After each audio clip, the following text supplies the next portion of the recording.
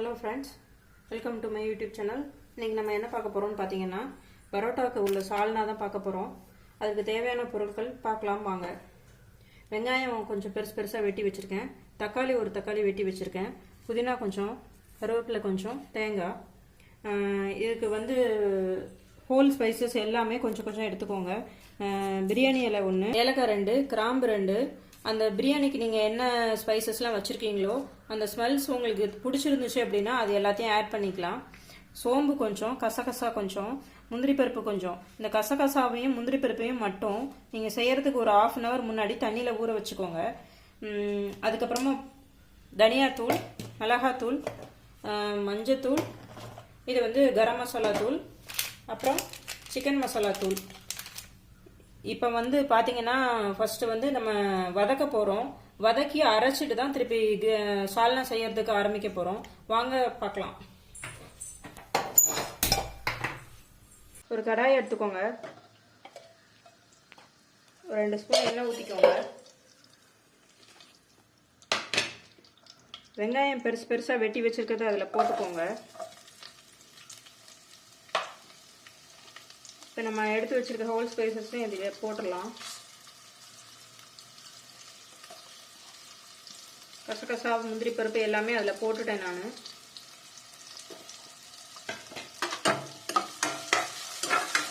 வெங்காயம் கொஞ்சம் வதங்கினதும் தக்காளியை போட்டுடலாம்.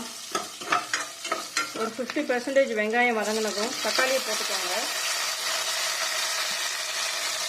தேங்காய் போட்டுக்கோங்க.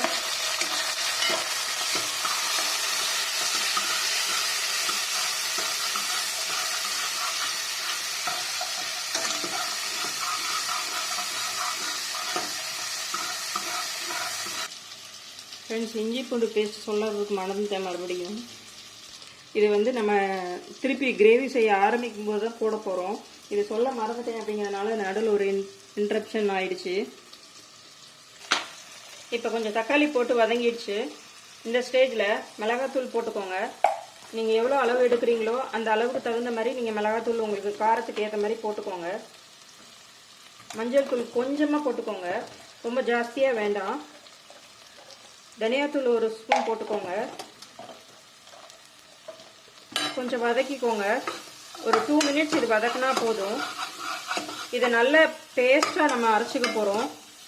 சால்னால வந்து எதுவுமே நம்மளுக்கு வந்து ஸ்பைசஸ் எதுவுமே வந்து சாப்பிடும்போது வராது. அதனால தான் நம்ம எல்லா ஸ்பைசஸுமே இதில் போட்டுட்டோம்.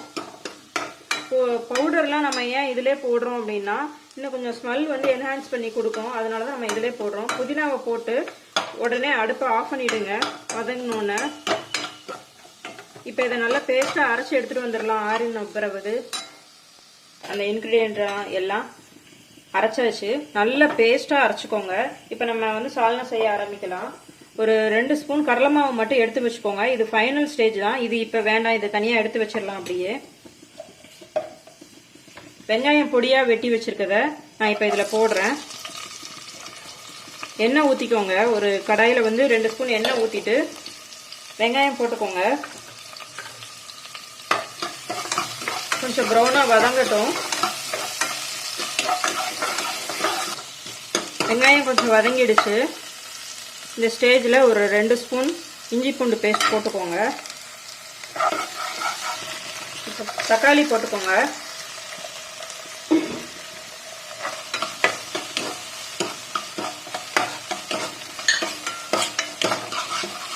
தக்காளி கட்டும். தக்காளி நல்லா வதங்கட்டும். தோல்லாம் நல்லா கலண்டு வர ஸ்டேஜில் வந்து நம்ம அரைச்சி வச்சிருக்க பேஸ்ட்டை வந்து கொட்டி ஸ்டார்ட் பண்ண போகிறோம். இந்த ஸ்டேஜில் நம்ம அரைச்சி வச்சிருக்க பேஸ்ட்டை இதில் கொட்டிக்க போகிறோம்.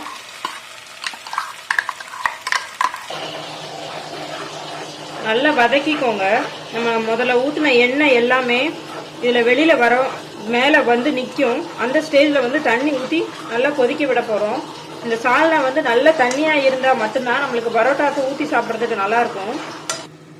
பிரியாணி கரம் மசாலா தூள் வந்து 1.5 ஸ்பூன் போட்டுக்கோங்க.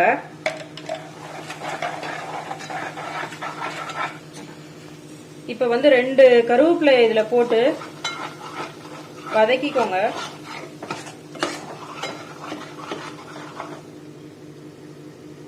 இப்போ தண்ணி ஊற்றிடலாம். தண்ணி ஊற்றிட்டு சால்னாக்கு தேவையான உப்பை போட்டுக்கோங்க.